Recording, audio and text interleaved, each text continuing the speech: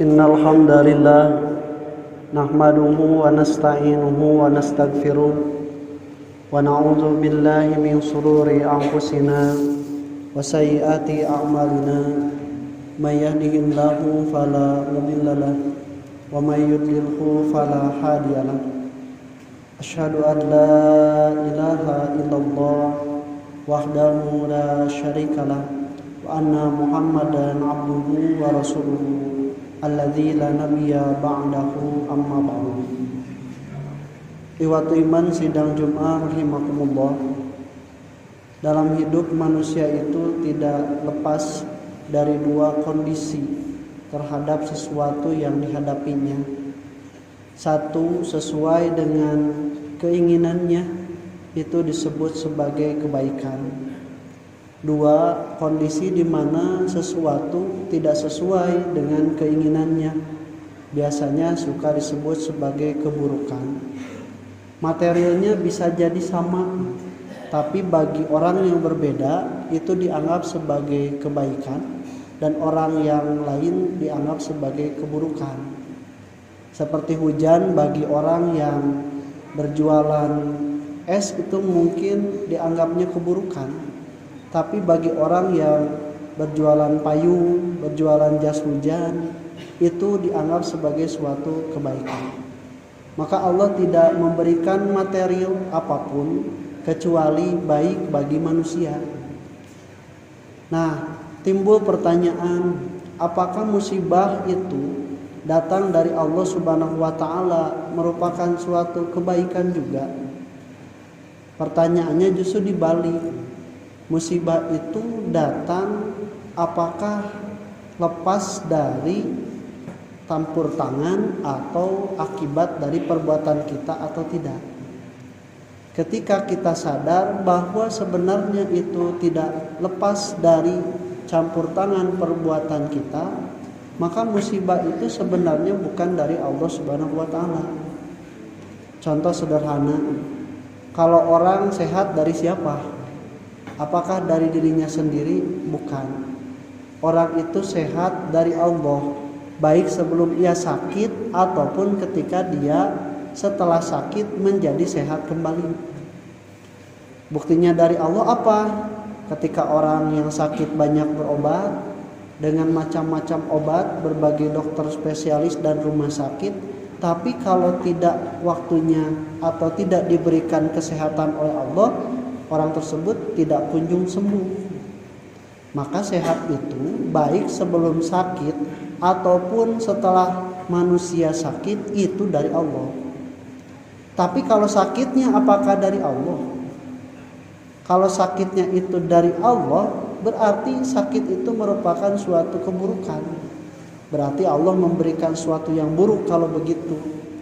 Nah, makanya kalau itu sesuatu yang membuat kita menjadikan persepsinya buruk, maka kita yang justru harus mengintrospeksi diri. Kenapa kita bisa menjadi sakit? Apakah itu perbuatan kita yang tidak menjaga pola makan, pola tidur, kebersihan diri, atau mungkin pola hubungan interaksi dengan makhluk lainnya, baik itu lingkungan ataupun sesama manusia. Itu yang menyebabkan manusia sakit, tapi sembuhnya itu dari Allah. Makanya ikhwati iman rahimakumullah, di dalam surah An-Nisa jelaskan, ma asabaka min hasanatin faminallah. Apa yang menimpa dirimu dari kebaikan itu dari Allah. Wa ma asabaka min sayyi'atin, dan apa yang menimpamu dari keburukan famin nafsika, itu adalah akibat dari perbuatan dirimu sendiri. Kalau begitu pernah dong kejadian orang yang menjaga pola makan, menjaga pola tidur, menjaga hubungan baik dengan alam, meminum vitamin, tapi kok akhirnya sakit. Atau kalau orang yang berkendara di jalan mah, dia memakai helm kalau motor, kemudian dia jalan pada jalur yang aman, berjalan di kecepatan yang aman sesuai aturan, tapi cilaka keneh katabrak ku batur. maka itu bukan musibah dalam pengertian agama, tapi itu merupakan ujian. Ujian itu tidak berkaitan dengan akibat perbuatan kita, tapi ujian itu memang Allah Subhanahu wa taala lah yang menginginkan kita mendapatkan ujian tersebut. Seperti Nabi Ibrahim alaihissalam. Ketika Nabi Ibrahim kurang soleh bagaimana? Kurang bertauhid bagaimana? Kurang taat kepada Allah bagaimana? Anak sendiri saja yang ditunggu-tunggu, yang sangat disayangi, disuruh untuk disembelih, tapi karena ini perintah Allah, dia lakukan. Tapi Allah Subhanahu wa taala tetap menibankan kepadanya musibah, berarti ini adalah ujian. Makanya kalimatnya wa idib tala, dan ingatlah ketika Nabi Ibrahim diuji oleh Allah Subhanahu wa taala. Cuman kita yang kadang suka lupa menganggap bahwa semuanya sama. Musibah itu ujian. Bahkan kanya ti Allah. Lamun teu damang teh mah dilongok ku babaturanana. Ieu teh ujian ti Allah. Kanya ti Allah sapoe dua poe nalika masih kene sabar mah. 2 bulan can cager-cager teu ngomongnya ti Allah, teu ngomong ujian ti Allah, nu aya mah aral. Maka ikhwati iman rahimakumullah, ketika kita mengintrospeksi, maka ujian musibah itu berbeda. Kalau misalnya sesuatu menimpa diri kita itu dalam kondisi kita sedang lalai, sedang goplak, sedang merasa bahwa ibadah sedang menurun, keyakinan pada Allah sedang menurun, istighfar dan dzikir pun jarang, tertimpalah musibah, itu bukan ujian, tapi itu namanya peringatan. Ibarat orang anu keur malaweng, keur balangah, kan teu sadar eta teh tah kudu dipepelingan. Anu kedua, yang kedua itu ketika orang dalam kondisi yang justru suka maksiat, perintah Allah tidak pernah dilaksanakan, terkenalah musibah. Nah, musibah itu bukan ujian, tapi itu bisa jadi siksa dari Allah Subhanahu wa taala. Tapi siksanya memang siksa di dunia, yang dalam bahasa Al-Qur'an disebut akibat. Jadi akibat itu siksa yang merupakan efek dari melakukan sesuatu. Siksa sebenarnya nanti di akhirat. Tapi tiap kali melakukan dosa selalu ada akibat. Yang paling minimal ketika seseorang melakukan dosa, dadanya berdetak lebih kencang, kepalanya merasa pusing atau naik tekanan darahnya, ketakutan dan sebagainya, itu akibat. Itu sebenarnya adalah siksa dari Allah. Tapi supaya manusia sadar untuk bisa kembali lagi. Nah, kalau dalam kondisi manusianya sedang soleh, sedang taat pada Allah Subhanahu wa taala, tapi ternyata kena musibah tersebut, baru kita katakan itu sebagai ujian. Ujian itu yang merupakan kehendak Allah, bukan merupakan efek dari perbuatan diri kita. Itulah yang disebut dengan balaun atau ibtilaun. Maka ikhwati rahimakumullah, bagi orang-orang yang beriman sebenarnya tidak ada kekhawatiran, karena baik itu musibah akibat diri sendiri ataupun ujian ibtala balaun dari Allah Subhanahu wa taala langsung, itu tidak akan terjadi, tidak akan menimpa kita illa biidznillah, kecuali atas izin Allah. Barakallahu fiikum.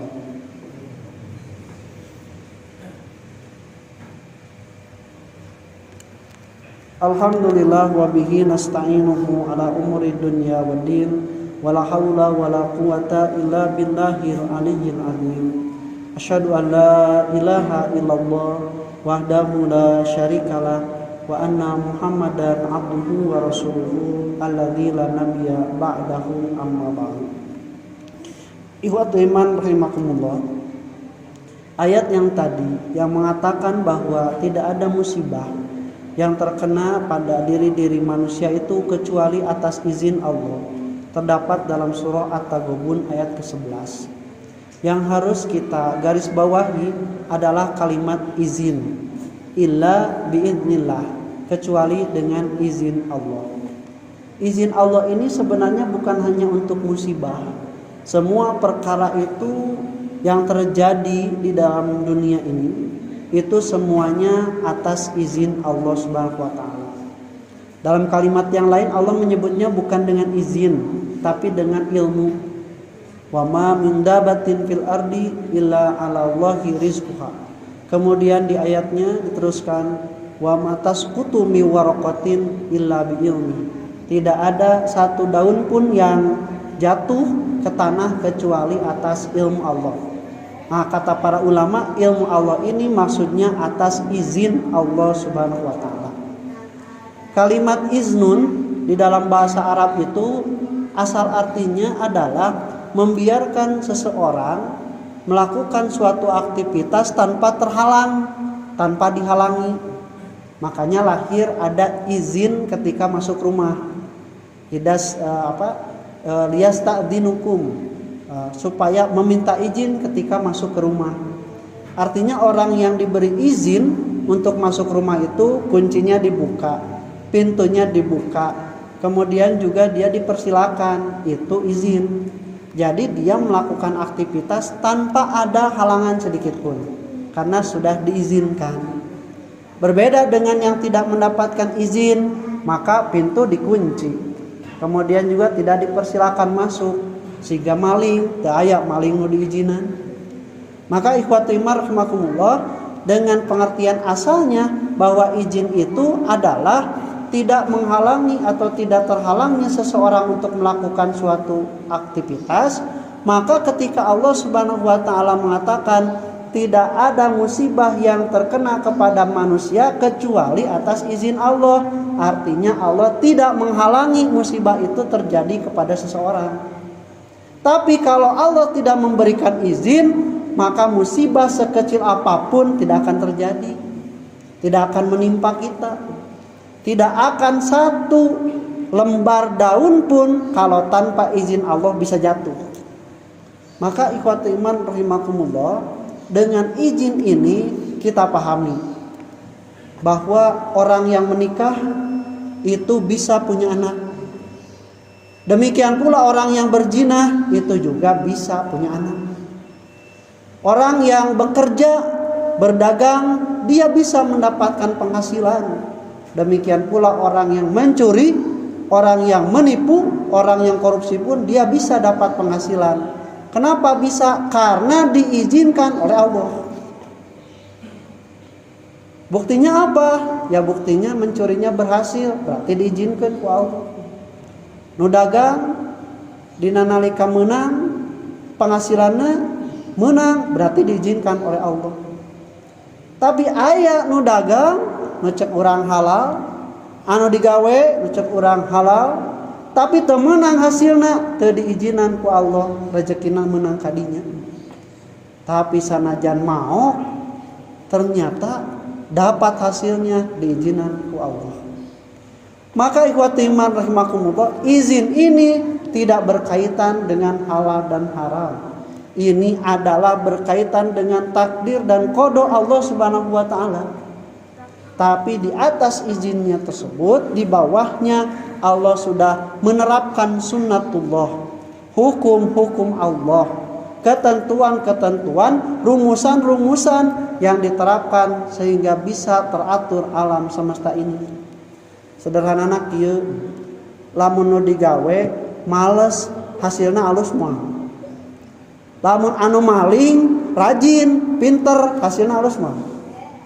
Maka hukum Allahnya itu berlaku, siapa yang rajin, yang giat, yang cerdas, walaupun maling sekalipun hasilnya akan berbeda dengan orang yang terrajin, cerdas, tidak memanfaatkan peluang walaupun dalam perkara yang halal.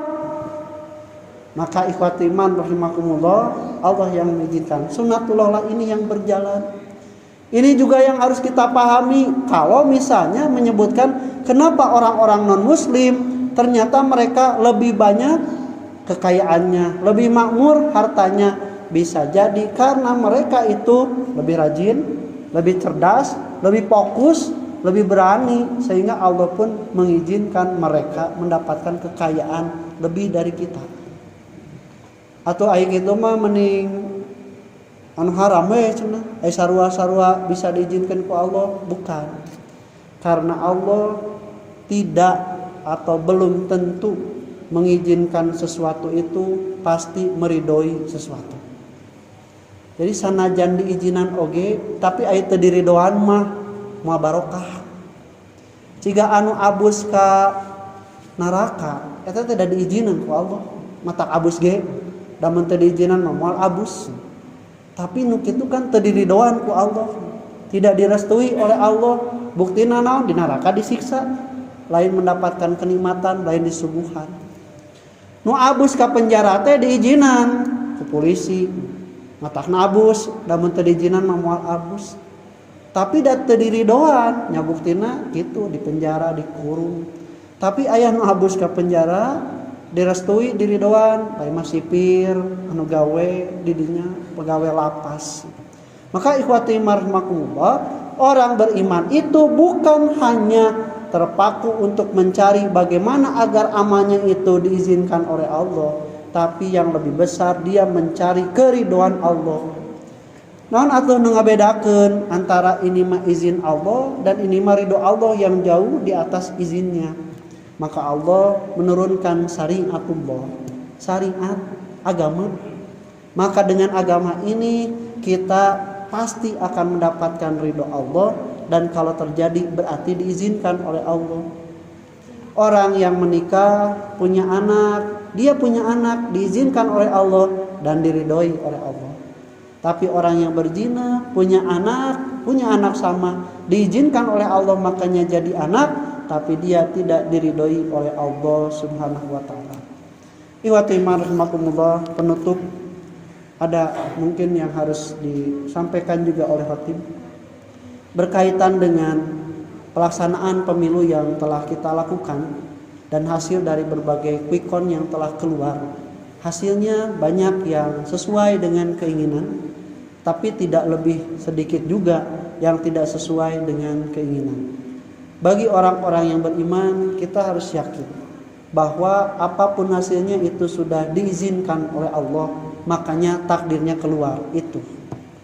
Tapi kalaupun misalnya ada orang yang kalau ada tuduhan kecurangan, kemudian juga penyalahgunaan dan sebagainya, dan itu benar terbukti, kita hanya bisa meyakini bahwa mereka mengambil izin Allah tanpa mendapat ridho dari Allah, karena mendapatkan izinnya dengan cara-cara yang tidak sesuai dengan syariat Allah. Tapi izinnya sudah keluar dan takdirnya sudah ada, maka selaku orang yang beriman tidak ada kita mengatakan sesuatu yang jelek. Tidak ada yang dibolehkan mengatakan sesuatu kecuali yang diridhoi oleh Allah Subhanahu wa taala. Makanya di akhir ayat tersebut, wa may yu'min billahi yahdi qalbah. Siapa yang beriman pada Allah, hatinya akan diberi petunjuk. Kata ahli tafsir, yahdi qalbahnya itu lisabri war ridho. Dia akan mendapatkan kesabaran dan juga ridho terhadap keputusan ini. Nah, akibatnya dia merasa tenang. Maka kalau tidak sesuai dia akan bersabar, kalau sesuai dia akan bersyukur. Demikian yang dapat khatib sampaikan, mudah-mudahan ada guna dan manfaatnya. Aqulu qouli hadza wa astaghfirullah li wa lakum. Rabbana atina fid dunya hasanah wa fil akhirati hasanah wa qina adzabannar. Wassalamualaikum warahmatullahi wabarakatuh.